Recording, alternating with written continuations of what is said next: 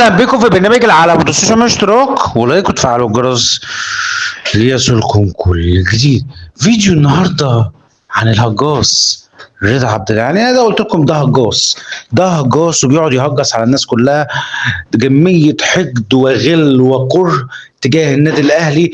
لان الاهلي عمل له مرض نفسي وعمل له تعب نفسي وعمل له عقده نفسيه. دايما بيتكلم عن النادي الاهلي كتير جدا بطريقه بشعه جدا. كميه كلام كله كذب.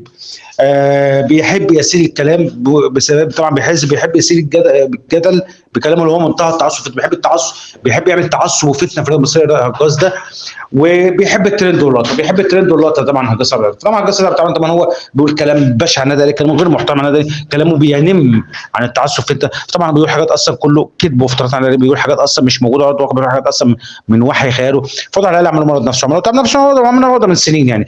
طبعا هجاص طبعا هو ب 100 وش بتراوم، ما عندوش شخص، ما عندوش مبدا في حياته لازم منافق ومدرس وكذاب، وان هو بيكره وبيغل وبيحكي.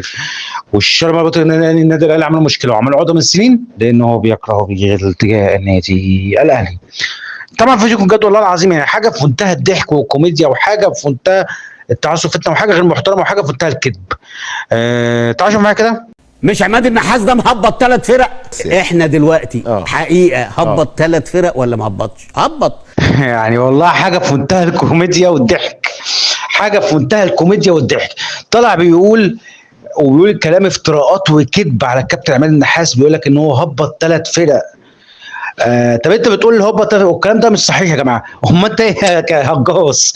هم انت ايه يا هجاص؟ ده انت مهبط فريق طنطا وكانت في المركز السابع ولا الثامن. امال انت ايه يا هجاص؟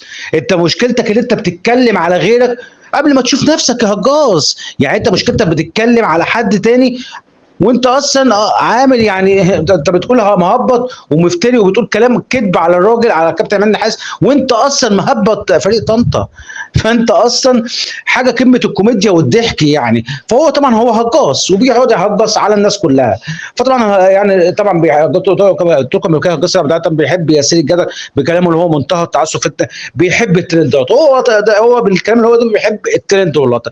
طبعا هجاص طبعا هو كاره للنادي الاهلي وحاقد على النادي الاهلي. رضا عبد العال اعرف حجمك قبل ما تتكلم عن النادي الاهلي. استني في حلقه بكره برنامج العالمي.